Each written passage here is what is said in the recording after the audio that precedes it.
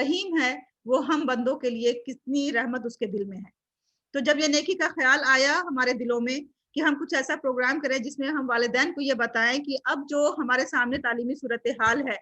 खासतौर से मैं तालीम के हवाले से इसलिए बात कर रही हूँ क्योंकि मेरा मैदान भी तालीम रहा है, और वो भी मैं ये भी यकीन रखती हूँ कि अगर तालीम के मैदान में हम अपने आप को संभाल लें तो जिंदगी के दीगर मैदान को भी हम पार कर सकते हैं, कोई परेशानी नहीं होगी। तो सबसे जो बड़ा मैदान है जिसे सर करना है हमें, जो सबसे बड़ा मरहला है वो तालीम का ही मरहला है। इसलिए मैंने आज के लिए मौजू जो चुना है वो तालीमी मरहले को ही चुना है।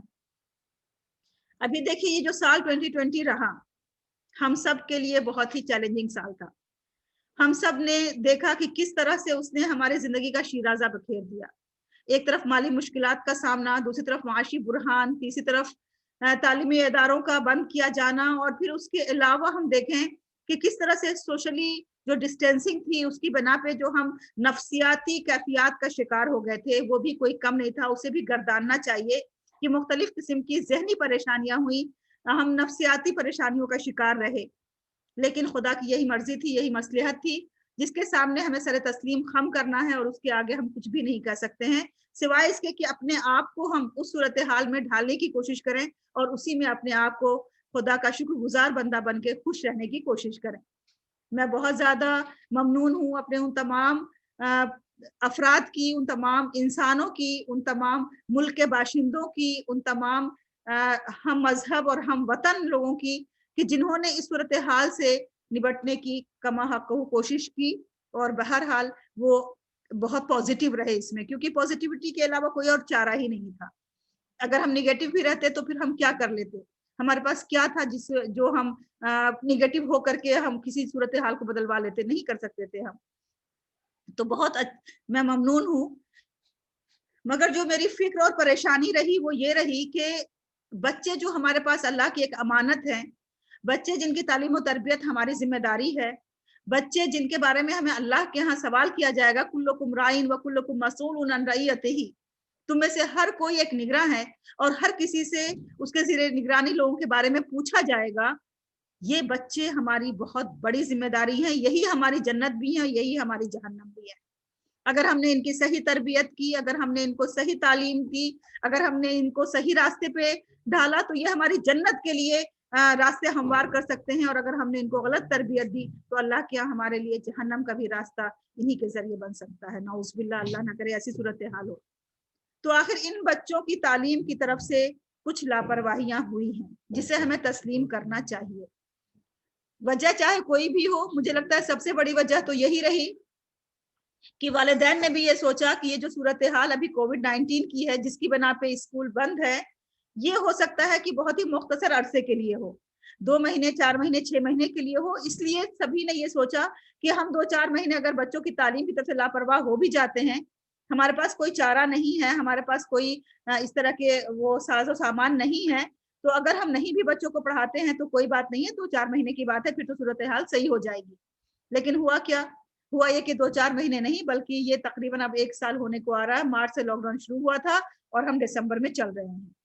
आगे अब और कितने महीने चलेगा ये भी खुदा ही जानता है, हमें नहीं मालूम, और न ही इसके बारे में कोई एक इंस्ट्रक्शन आई है गवर्नमेंट की तरफ से कि अब कब स्कूल खुलेंगे और क्या होगा। कुछ स्टेट्स ने कुछ लिमिटेशंस के साथ स्कूल खोलना शुरू कर दिया है, लेकिन उसकी भी कोई गारंटी नहीं है कि वो कब तक इस अपने फैसले पे कायम रहेंगे।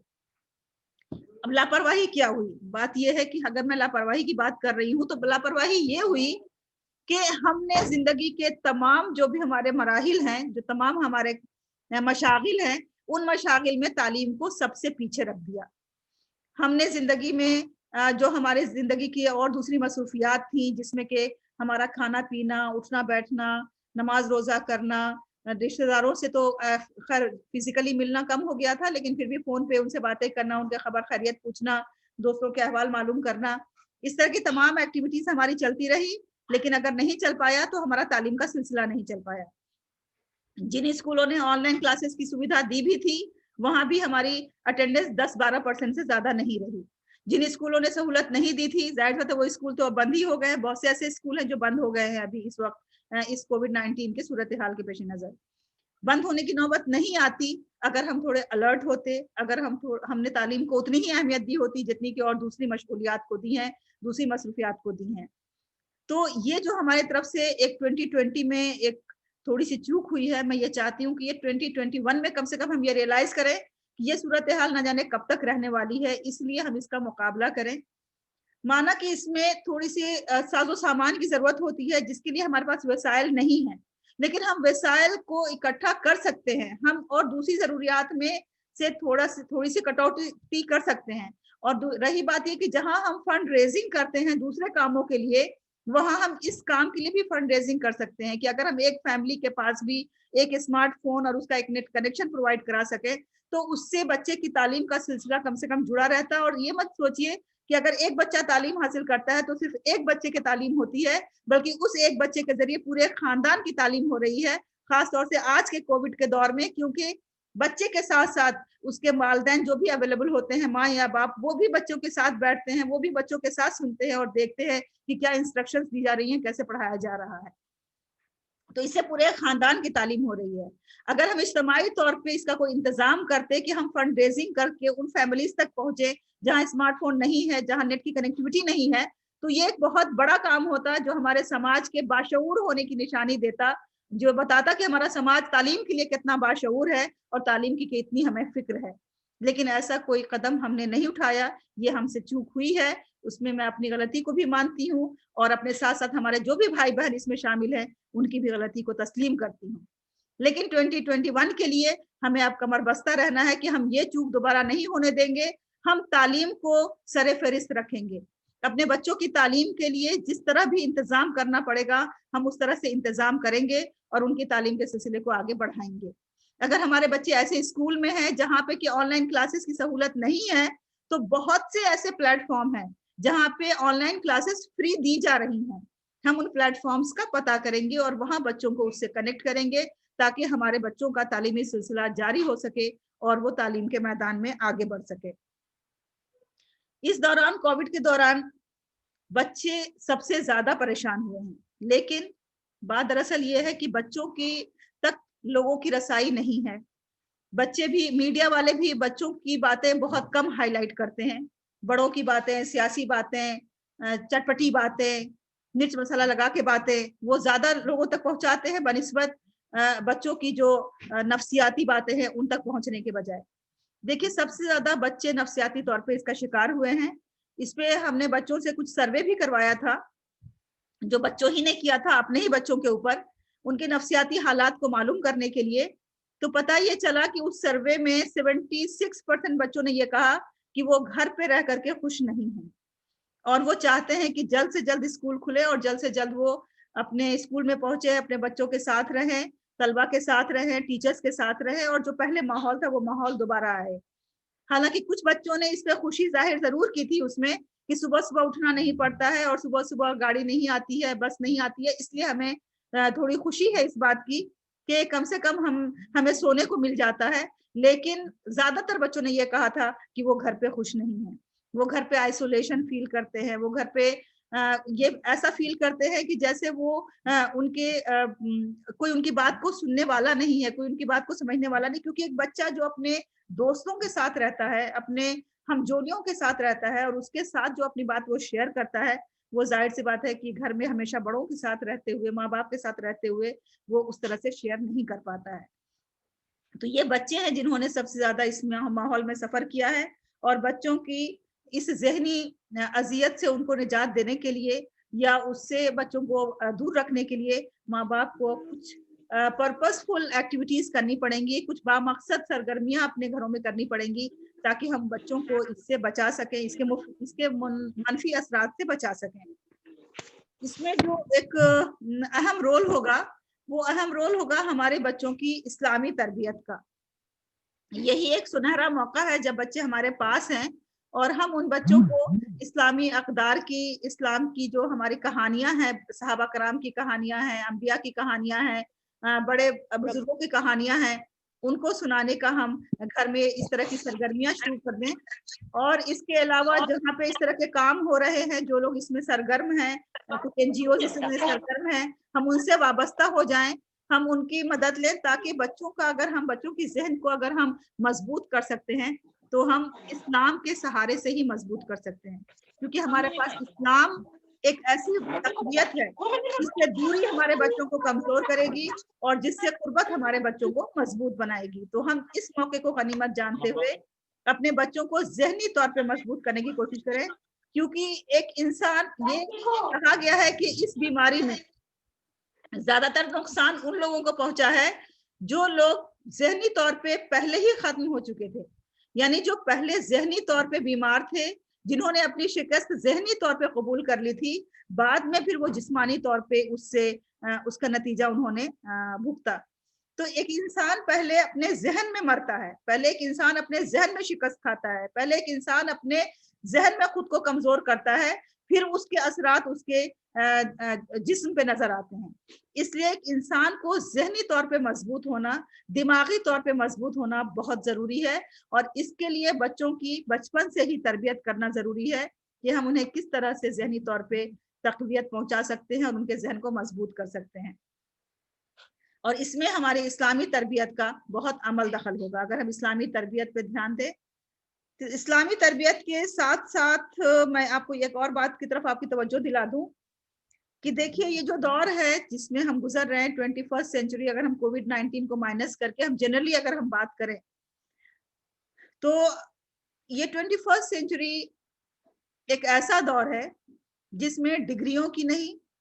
جس میں معلومات کی نہیں، بلکہ جس میں ہنر کی قدر ہوتی ہے. یہ ایک اسکل بیسڈ دور ہے جس میں کہ آپ کے اندر کیا صلاحیتیں ہیں، آپ کے اندر کیا ہنر ہے، اس کی پہچان کر کے اور تب اس کے حساب سے آپ کی قدردانی کی جاتی ہے. کوئی آپ کی ڈگریوں کو نہیں دیکھتا ہے، نہ ہی آپ کی کوئی نالج کو دیکھتا ہے، کیونکہ نالج تو ایک ٹپ پہ اویلیبل ہے. آپ جب چاہیں، جب آپ گوگل بابا کھولیے اور ایک یونیورسٹی، گوگل یونیورسٹی ہے، اس یونیورسٹی میں جائیے، وہاں ایک بٹن دبائیے، آپ کو انفارمیشن بہت سی مل جائیں گی. لیکن ان انفارمیشنز کو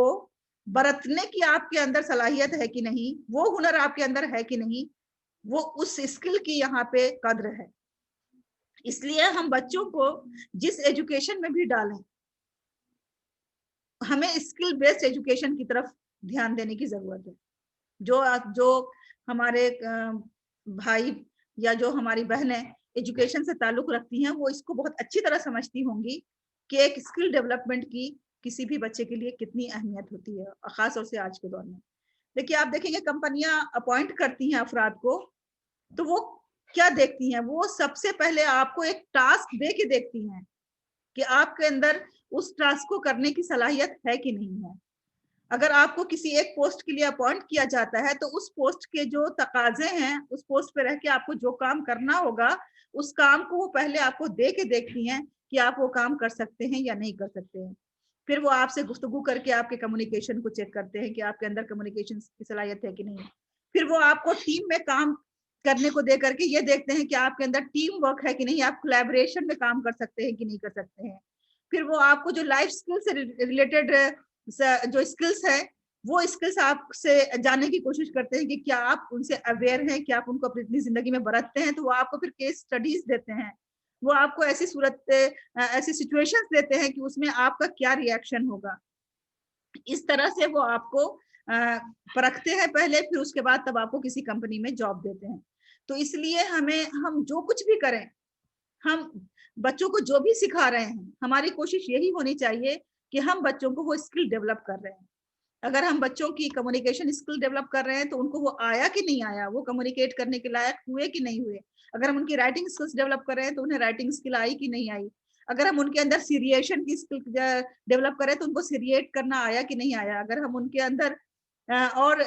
کریٹو رائٹنگ اسکلس ڈیولپ کر رہے ہیں تو وہ ان کو آیا کہ نہیں آیا. یہ ہمارا جو مطمع نظر ہے وہ کور کرنا نہیں ہونا چاہیے کہ سلیبس کور کر دیا اور پورا ہو گیا، بلکہ ہمارا یہ ہونا چاہیے کہ بچوں کے اندر وہ صلاحیت آئی کہ نہیں.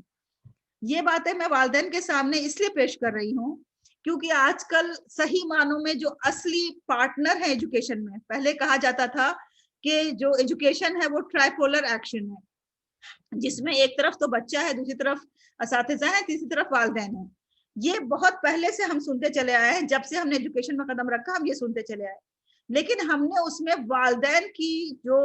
پارٹنرشپ ہے اسے کبھی بھی ایکٹیولی نہیں دیکھا کہ پارٹنرشپ والدین کی ایکٹیولی ہو رہی ہو. زیادہ سے زیادہ والدین کی پارٹنرشپ کہاں تک تھی؟ زیادہ والدین کی پارٹنرشپ تھی کہ وہ پی ٹی ایم میں آ جاتے تھے, وہ کچھ سجیشنز باکس میں سجیشنز ڈال دیے انہوں نے, کبھی انہوں نے اینول ڈیز اٹینڈ کر لیا, اور اس طرح کی مختلف چیزیں وہ کرتے تھے. لیکن اب اگر ہم اس دور کی بات کریں تو اس دور میں جو والدین کی پارٹنرشپ ہے وہ صحیح معنوں میں نظر آئی ہے, جبکہ وہ برابر سے بچوں کے ساتھ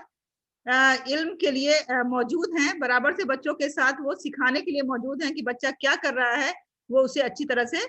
سمجھ رہے ہیں کہ بچے کو اسکول میں کیا سکھایا جا رہا ہے. تو یہ جو پارٹنرشپ والدین کی ہے, اس لیے والدین کو یہ سمجھنا ضروری ہے کہ بچوں کو جب ٹیچرز پڑھا رہی ہیں تو کیا پڑھا رہی ہیں, وہ ان کو معلوم ہونا چاہیے کہ ہمیں چیک کیا کرنا ہے, کس بیسس پہ کرنا ہے, کس طرح سے کرنا ہے. اس لیے انہیں اسکل ڈیولپمنٹ کے بارے میں جاننا اشد ضروری ہے, وہ جانیں کہ ہمارے بچے کی اسکل میں اضافہ ہو رہا ہے یا نہیں ہو رہا ہے. دیکھیے کہا جاتا ہے کہ کانفیڈینس از کی ٹو سکسیس, اور میں اس کا اپنی ذاتی زندگی کے تجربات کی روشنی میں آپ کو یہ بتا سکتی ہوں کہ یہ بات بالکل برحق ہے. جہاں پہ آپ کی صلاحیت نہیں کام آتی ہے, جہاں پہ آپ کا علم نہیں کام آتا ہے, جہاں پہ آپ کی نالج نہیں کام آتی ہے, وہاں پہ آپ کا اعتماد کام آتا ہے. یہ اور بات ہے کہ اعتماد آتا ہی جب ہے جب آپ کے اندر صلاحیت ہو, ورنہ تو اعتماد آ ہی نہیں سکتا آپ کے اندر. تو بچوں کو پر اعتماد بنانے کے لیے ضروری ہے کہ ہم بچوں کا احترام کریں, ہم بچوں کی عزت کریں, ہم اسے ایک سیپریٹ آئیڈینٹی سمجھیں. ہم یہ سمجھیں کہ وہ بھی ایک انسان ہے جس کے اندر ایک دماغ ہے, دل ہے, جذبات ہیں, احساسات ہیں, وہ فیل کرتا ہے, اور اسی حساب سے ہم بچوں کو ڈیل کریں. اس کی عزت نفس پہ ٹھیس نہ پہنچائیں, ہم اس کی عزت نفس کو کبھی مورد الزام نہ ٹھہرائیں, بلکہ ہمیشہ یہ کوشش کریں کہ اسے بہت ہائی اسپرٹ میں رکھیں. اگر اس سے غلطی بھی ہو جائے تو درگزر کر کے اسے اکیلے میں بلا کر کے سمجھا دیں, لیکن سب کے سامنے ڈانٹ ڈپٹ کرنا, سب کے سامنے ذلیل کرنا, سب کے سامنے جھڑک کے بات کرنا, اس طرح کی چیزوں کو اگر ہم اوائڈ کریں گے تبھی ہمارے بچے پراعتماد ہو سکتے ہیں. اگر ہم اس طرح کی چیزیں نہیں کریں گے, کیونکہ میں نے کئی دفعہ ایسا دیکھا ہے کہ جب بھی ہم والدین کے سامنے بچوں کی کوئی بات بھی کرتے ہیں, ان کی ادنا سی اگر کوئی شکایت بھی ہوتی ہے یا کوئی ایسی بات ہوتی ہے جس میں بچوں کی نہیں انہی کی غلطی ہے, جیسے کہ اسکول میں لیٹ لے کر کے آنا بچوں کو, یا ہوم ورک نہ کمپلیٹ کرا کے لانا, اس طرح کی باتیں ہوتی ہیں, تو اس میں ہم نے دیکھا ہے کہ بسا اوقات ایسا ہوتا ہے کہ والدین وہی بچوں کو جھڑکنا شروع کر دیتے ہیں, ڈانٹنا شروع کر دیتے ہیں. ایک بار تو ایسا ہوا کہ میرے سامنے میری پرنسپل آفس میں ہی انہوں نے مارنا شروع کر دیا بچے کو, تو میں اتنا گھبرا گئی کہ میں والد کو پکڑوں یا بچے کو پکڑوں, دونوں میں سے کس کو سنبھالوں اور کس کو سمجھاؤں. تو بچوں کو اس طرح سے ڈانٹ ڈپٹنے سے, جھڑکنے سے, انہیں ذلیل کرنے سے ہمیشہ بچے کا اعتماد کہیں ختم ہو جاتا ہے. وہ سوچتا ہے کہ میں یوز لیس ہوں, وہ سوچتا ہے میں کسی کام کے لائق نہیں ہوں, وہ سوچتا ہے کہ مجھے کچھ نہیں آتا ہے, میں بالکل بیکار ہوں, اور اس سوچ کی بنا پہ جو کچھ اسے آنا چاہیے وہ بھی بھول جاتا ہے, وہ بھی نہیں سمجھ پاتا ہے. اس لیے بچوں کے ساتھ پیار کا رویہ رکھنا, ان کی عزت کرنا, ان کا احترام کرنا, ان کو اچھے ناموں سے پکارنا, انہیں جب ہم بلائیں تو بھی ہم آ جائیے کر کے بلائیں, کہاں جا رہے ہیں کر کے بلائیں, آپ کر کے بات کیجیے. کیونکہ ایک تو ہماری زبان بھی خراب ہوتی جا رہی ہے بہت زیادہ یہاں دوسرے کلچرز کے امتزاج کی وجہ سے, اور ہم اپنی اردو تہذیب کو بھولتے جا رہے ہیں. لیکن ہمیں اپنے گھروں میں اس تہذیب کو برقرار رکھنے کے لیے بچوں کے ساتھ آپ سے بات کرنا ہے, احترام کے ساتھ بات کرنا ہے, عزت کے ساتھ بات کرنا ہے, اور اپنے شوہروں کی بھی عزت کرنی ہے, اپنی بیویوں کی بھی عزت کرنی ہے. کیونکہ اگر شوہر اور بیوی دونوں میں سے کوئی بھی اگر ایک دوسرے کی عزت نہیں کرتے ہیں, اس کا براہ راست بچوں کے ذہن پہ اثر ہوتا ہے, اور پھر وہ سوچتے ہیں کہ اگر ڈیڈی عزت نہیں کرتے ہیں تو وہ ڈیڈی سے متنفر ہو جاتے ہیں, اگر ممی نہیں کرتی ہیں تو ممی سے متنفر ہو جاتے ہیں, اور اس طرح سے یہ ان کی شخصیت کو بگاڑنے کا ایک سبب بن جاتا ہے. تو محترم والدین جو بھی یہاں پہ ہمارے ساتھ موجود ہیں, میری اس بات کو دھیان میں رکھیں کہ کبھی بھی بچوں کو ذلیل نہ کریں. مطلب ڈانٹنا تو ٹھیک ہے, آپ ایک حد تک ڈانٹ سکتے ہیں, انہیں اکیلے میں بلا کے سمجھا سکتے ہیں, لیکن ایک حقارت کے ساتھ جو ذلیل کرنا ہوتا ہے اس کو اوائڈ کریں, اور کبھی بھی کمپیریزن نہ کریں.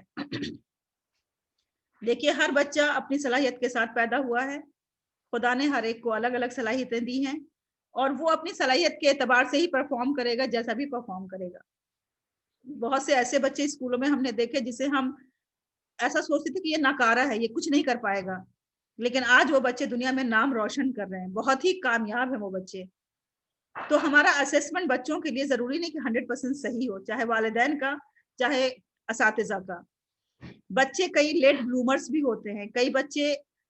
بہت بچپن میں تو صلاحیتیں نہیں ان کی نکھر پاتی ہیں, لیکن آگے چل کے ان کی صلاحیتیں نکھرتے ہیں, انہیں ہم لیٹ بلومرز کہتے ہیں. تو ہمیں انتظار کرنا چاہیے بچوں کے نکھرنے کا, ان کے بلوم کرنے کا, ان کی صلاحیتوں کے کھل کے سامنے آنے کا. تو اس لیے بچوں کو کبھی کمپیئر نہ کریں, اور وہ بھی خاص طور سے اگر 2 بھائی بہن ہیں یا 3 بھائی بہن ہیں, اس میں سے کوئی ایک تیز ہے, ذہین ہے, وہ جلدی کام کر لیتا ہے, اس کے مارکس اچھے آتے ہیں, تو پھر دوسرے کو اس سے موازنہ کر کے اور اسے یہ کہنا کہ تم دیکھو تمہارے بھائی کے آتے ہیں, تمہارے کیوں نہیں آتے. اس طرح کی تمام چیزیں ہمیں پرہیز کرنے کی ضرورت ہے. اس سے بچے کی خود اعتمادی کمزور ہو جاتی ہے اور بچہ پھر خود کو یوز لیس سمجھنے لگتا ہے. باتیں تو بہت سی کہنے کی ہیں, لیکن چونکہ وقت کی پابندی ہے اور میں معذرت چاہتی ہوں کہ پروگرام میں وقت پہ نہیں شروع کر پائی ٹیکنیکل ایشوز کی بنا پہ. اس کے لیے میں بہت بہت معذرت خواہ ہوں آپ سب سے, اور میں آپ کا شکریہ ادا کرتی ہوں کہ آپ نے میری چند باتیں سنی ہیں. ہمیں امید ہے کہ یہ باتیں آپ کے لیے ضرور مفید ثابت ہوں گی. اور ایک آخری بات کہہ کے اپنی بات ختم کروں گی. وہ آخری بات یہ ہے کہ جب کبھی بھی آپ کو یہ لگے کہ آپ کے بچے کے لیے جو آپ کے دل میں تمنائیں ہیں, آرزویں ہیں, خواہشیں ہیں, جو آپ نے خواب دیکھے ہیں وہ پورے نہیں ہو رہے ہیں, تو پھر آپ بس ایک کام کیجئے. آپ چڑچڑانے کے بجائے, آپ غصہ کرنے کے بجائے, آپ فرسٹریشن نکالنے کے بجائے صرف ایک کام کیجئے کہ آپ تہجد کی نماز پڑھ کے اس میں بچے کے لیے دعا کیجئے. کیونکہ وہ وقت ہوتا ہے جب قبولیت کا وقت ہوتا ہے, دعائیں ضرور قبول ہوتی ہیں. اور یقین جانیے ماں باپ کی دعا ان کے بچوں کے حق میں تو یقیناً قبول ہوتی ہے. تو جہاں کہیں بھی آپ کو مایوسی کا سامنا کرنا پڑے, وہیں پہ مایوس ہونے کے بجائے آپ دعا کا سہارا لیجئے, کیونکہ خدا کبھی کسی اپنے بندے کو مایوس نہیں کرتا ہے. اور وہ بھی ان اوقات میں جب پوری دنیا سو رہی ہوتی ہے, خواب خرگوش کے مزے لے رہی ہوتی ہے, ایسے میں اگر آپ خدا کو یاد کرتے ہیں تو وہ کیسے آپ کو مایوس کر سکتا ہے. تو علامہ اقبال کے ایک شعر پہ بات ختم کروں گی. نہ ہو نا امید اے اقبال اپنی کشت ویراں سے, ذرا نم ہو تو یہ مٹی بڑی زرخیز ہے ساقی. ہم تھوڑی سی محنت کریں تو ہمارے بچے بہت کچھ کر سکتے ہیں. ہمارے بچے قوم و ملت کا نام روشن کر سکتے ہیں, اپنے ملک کے لیے ایک ایسٹ بن سکتے ہیں. تو آئیے ہم سب مل کر کے اپنے بچوں کی تربیت کے لیے تھوڑی مشقت کر لیں, تھوڑی کوششیں کر لیں, تاکہ جو خواب ہم نے دیکھے ہیں اپنے بچوں کے لیے اس کی تعبیر ہو سکے. وآخر دعوانا الحمدللہ رب العالمین. Now if you have any questions you can ask. We can continue for 10-15 minutes. السلام علیکم میم, جزاک اللہ خیر. بہت ہی اچھا موٹیویشنل سیشن تھا. دل کر رہا تھا کہ ختم ہی نہیں ہو آپ کی باتیں, اور ہم لوگ آپ سے سیکھتے